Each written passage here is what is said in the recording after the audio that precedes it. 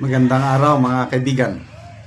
Pag-usapan natin ngayon ang post ni Richard Hidarian. Ito yung journalist na tumawag sa Mindanao na sub-Saharan level ang ating development. Takot na takot ngayon itong si Mr. Richard Hidarian sa tinawag niya na inevitable Duterte comeback. Kaya hinihikayat niya ang mga kakamping na makipag-alyansa sa BBM admin. Kaya tawag nila Unipink.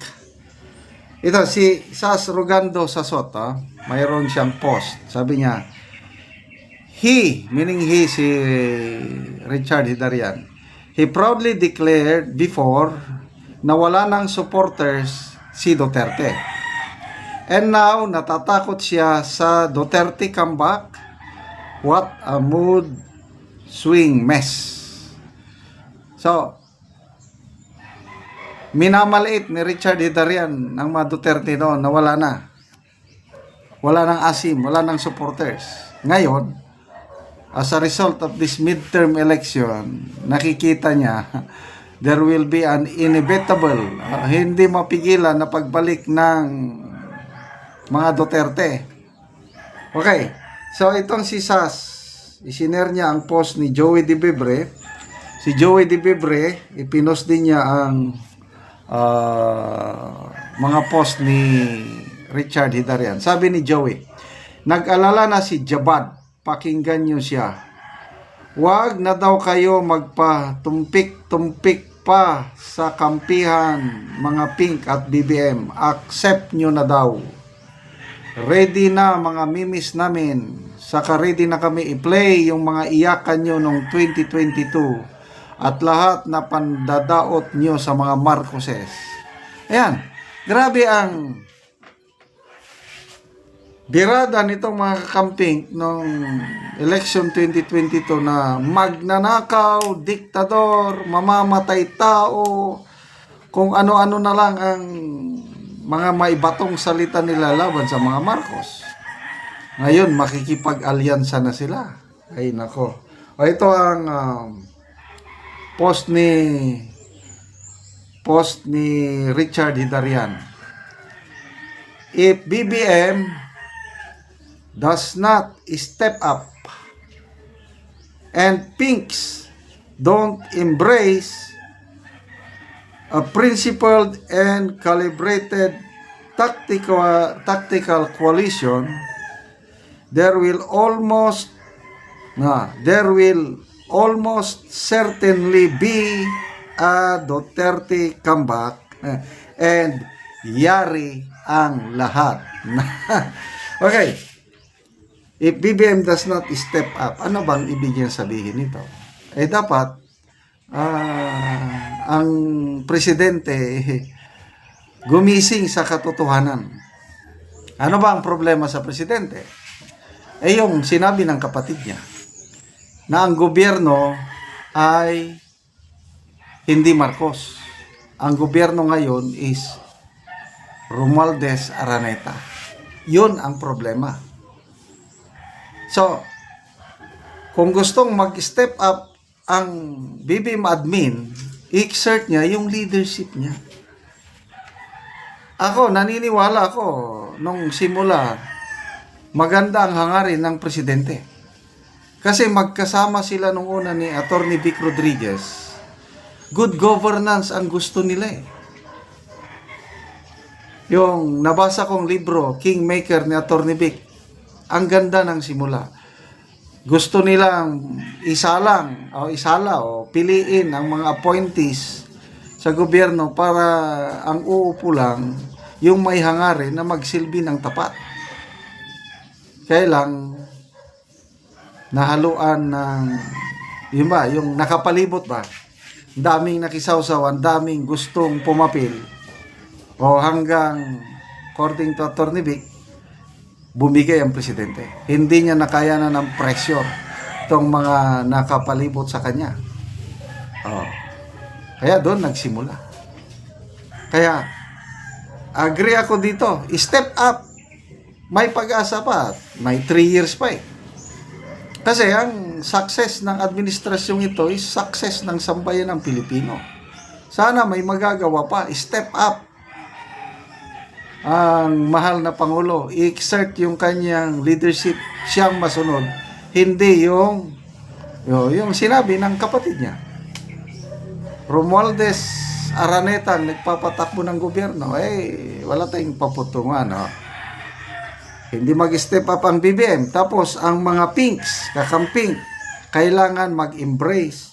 Ano yung principled and calibrated tactical alliance? So, gamitan lang ito, ibig sabihin. Dapat, yung prinsipyo ng mga kakamping, I don't know kung anong prinsipyo nila, kalimutan mo na. Kahit tinatawag nilang diktador, magnanakaw, mamamatay ang Marcos, sige na lang, makipag-alliance lang. Basta, hindi makabalik ang mga Duterte. Ganon ang sinasabi niya. Pag hindi mag-step up ang Pangulo, as is lang gihapon, does no change. Mga camping naman ayaw makipag-alyansa, walang mabubong unipink, wala na. I agree with Richard Hidarian. Tama ito. Yung certainty ng Duterte comeback, inevitable, hindi na mapipigilan. Kasi, ang impeachment, wala na, patay na. Paano mo ma-impeach ang vice presidente? Siyam na senador ang kailangan niya para ma-quit siya. Sobra siyam ang kanyang kakampi. Kahit do the mathing, let the math speaks. Sobra 10 ang tutulong sa kanya. Paano ba yan?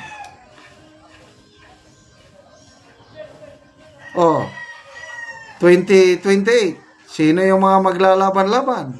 Bring it on. Leni Robredo, kahit sinong katimap niya. Bam Aquino, Risa, whoever. Sino pa? Martin Romualdez. Rafi Tulfo. The more, the better. Kasi mahahati-hati ang boto nila. Ang DDS, sulit para kay BP Sara. So, yari ang lahat. So, humanda na kayo.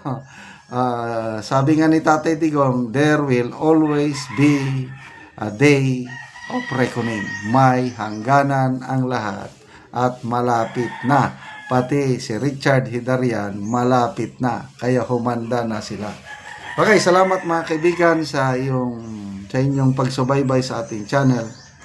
Nakakatulong kayo ng malaki sa tribong Talaandig.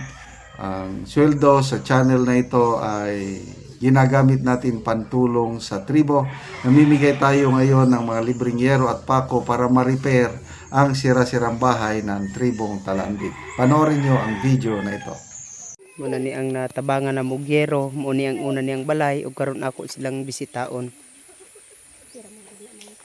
Ayo! Mayong mudto! Nagunsa man mo diya? Tindog. Patulog mo bata? Patulog. Oo. So muna ni ang karaan ninyo nga balay. Muna.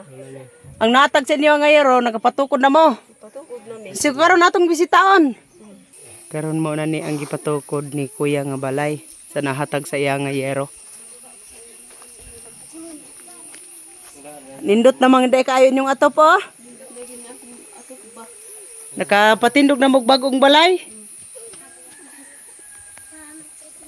Karon kuya ate unsa inyong maistorya bahin sa nahatag sa inyo nga sen lansang pako plensin og karon nakapatukod na mo og balay og nindot na karon ang inyong atop. Unsa inyong maistorya? Sa Ginoo ba? Unsa inyong maistorya? Salamat sa Ginoo sa nagtan-aw sa video. Ug salamat og sa Ginoo nga tagan mi og sen. So nakapatukod gyud mi di na gid ni ulanan. Dili makatukod kun dili sa kalisod kung wala mi natagaan og sin nga kuan nga inabang. Tungod sa mga pinagawa, hindi yun may makabalay o wala ang ayuda. Salamat yun sa Ginoo na natagan yung sin. Yung sin. Gusto ko na mo nga magpadayon ni ang kuan kaning inabang. So di na gid mi makuan ani og makabalay na di na mi ulanan. Salamat dako gid mi mapagpasalamat sa Ginoo. Sige, salamat kayo ate kuya. Oo.